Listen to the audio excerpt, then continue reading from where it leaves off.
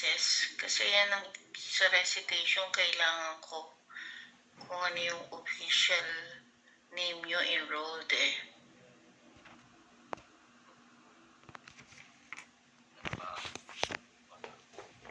Okay, proceed. All of you class Article 1180. Article 1180 states that when the debtor binds himself to pay when his means permit him to do so, the obligation shall be deemed to be one with a period subject to the provisions of Article 1197. So what is Article 1197? You have Article 1180 must be correlate, no? Must be correlated to Article 1197. Okay, Mark, proceed. 197. 197. Pero in the 1180, it's the debtor, for example, the debtor to pay when his means permit. You cannot discuss the 1180 without correlating Article 1197. Pag sinabi kasi sa 1180 na when his means permit to do so, it is considered as an obligation with a period, no? Subject to the provisions of 1197. So you have to correlate that. Correlation to.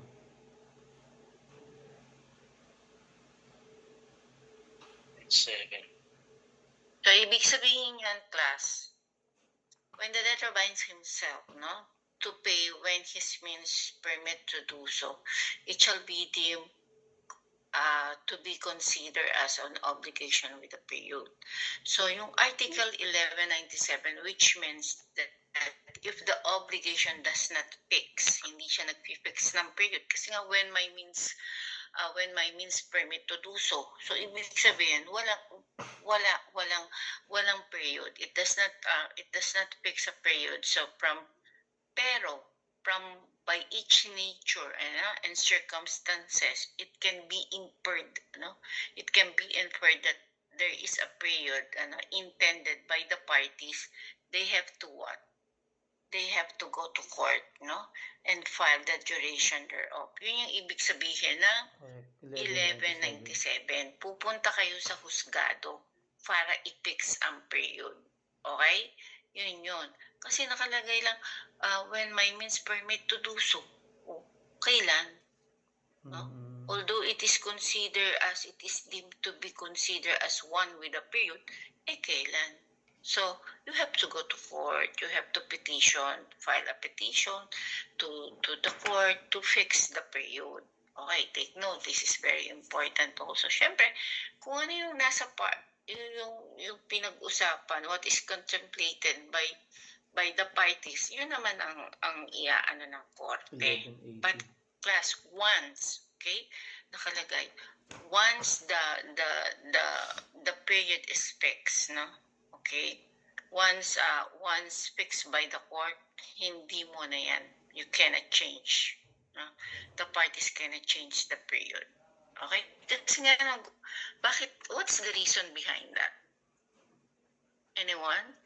Ano ang ibig sabihin? Bakit hindi na pwede i-change?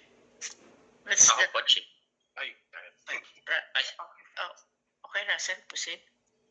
Yes po. This is this is indicated in the law because it does not allow unjust enrichment between parties, chief, and to give the both parties to give parties the rights on the obligation itself, and for for the avoidance of the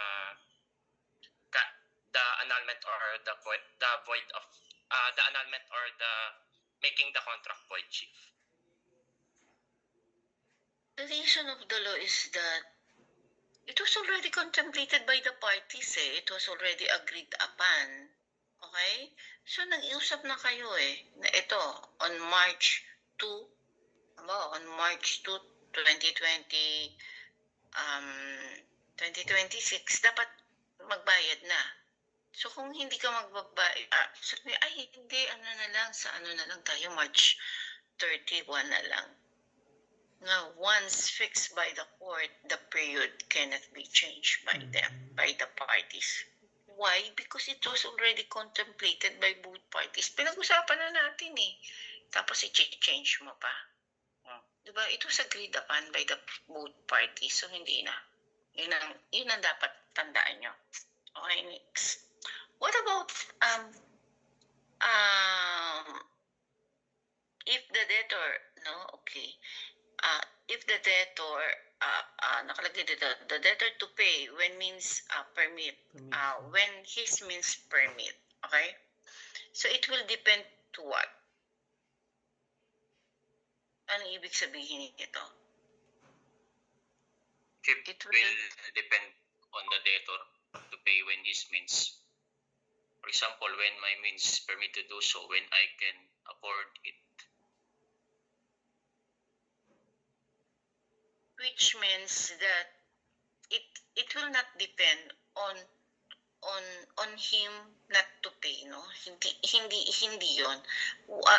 Ang nakalagay dito is when his means permit, which means that it depends on the time, sa oras, when the payment is made, kailan babayaran. But as to the payment, ano yun?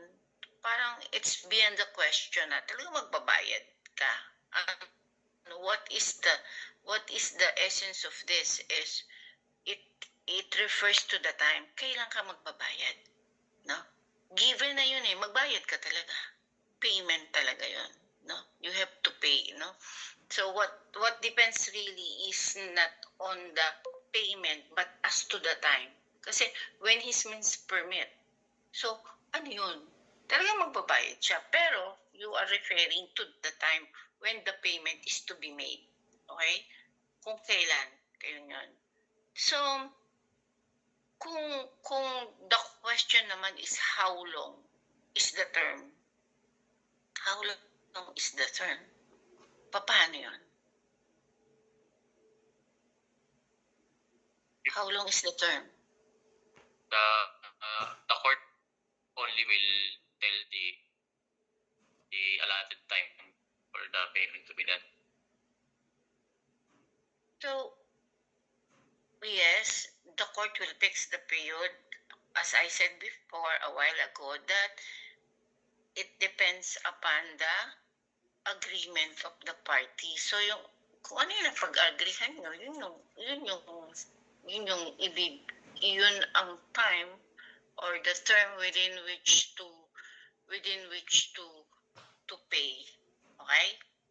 Now, let's proceed. What about 1181? Alright, continue. In 1181, in conditional obligations, the acquisition of rights as well as the extinguishment of those already acquired shall depend upon the happening of the event, which constitutes the condition. For example, the suspensive and resolutory conditions. When we say suspensive,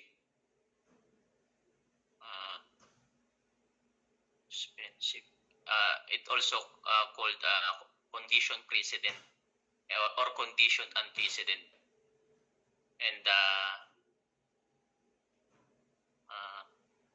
what is your code? Suspensive condition. Ano yung sinabi ko last meeting para ma-recall nyo.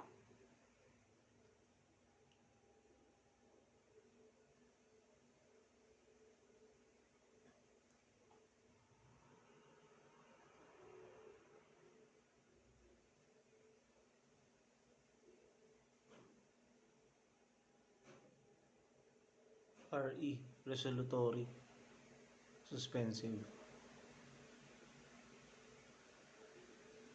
Pang ano, attorney, from the word, antecedent, pauna. Ano yung sabi ko sa inyo? Para wag kayong malito. How will you distinguish between suspensive condition with resolutory condition?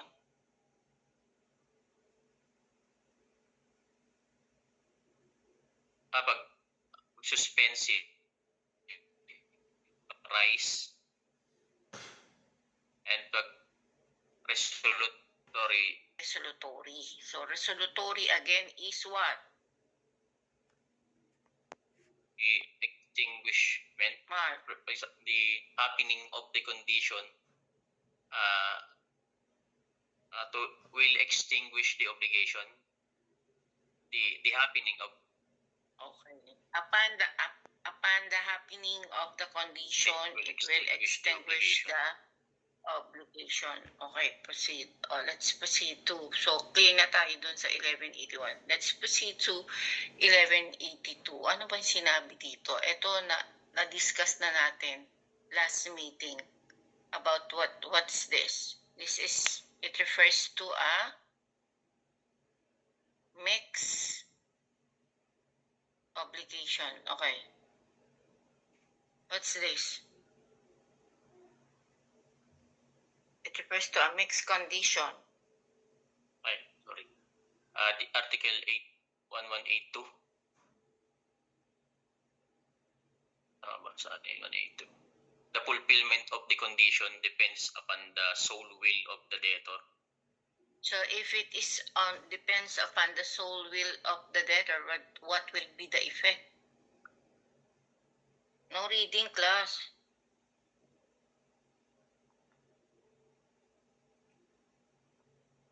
Destructive. Ano ba to? Ano ka? Shit. Converge nga.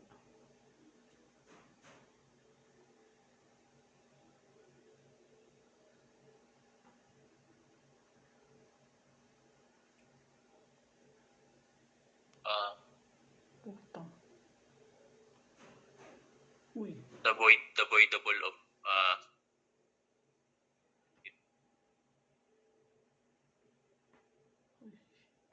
potestative.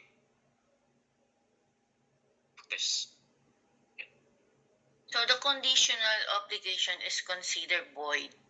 Okay? Void siya. Okay? If it will only depend on the will of the debtor, take note of that. What about if it depends upon by chance or upon the will of the third person? It will be valid. Valid.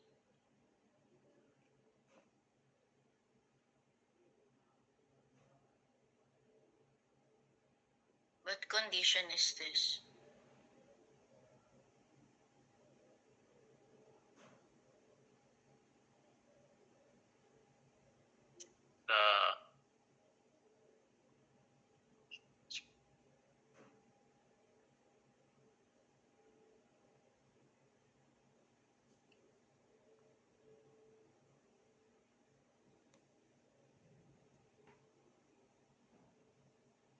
Take note, class, that these articles deals three kinds of condition. It is potestative, casual, and mixed condition. Now, what is potestative condition? Inan to. It depends on the will of one of the parties. Okay. What about the casual condition?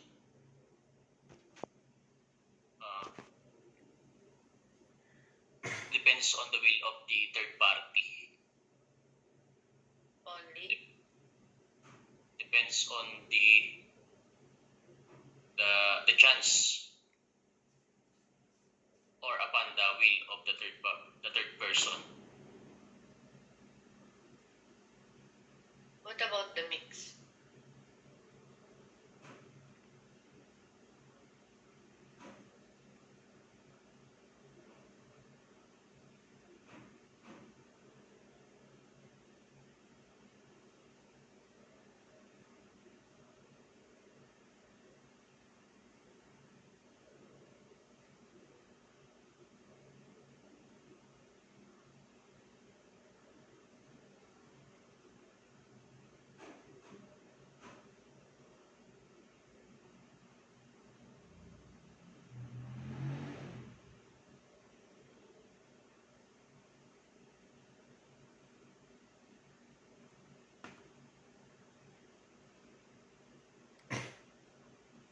Sorry, Attorney, I can't recall the mix. Anyone?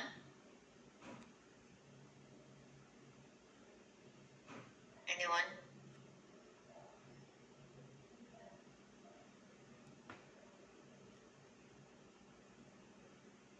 Watch shift. Kasi So, mixed condition from the word itself. So,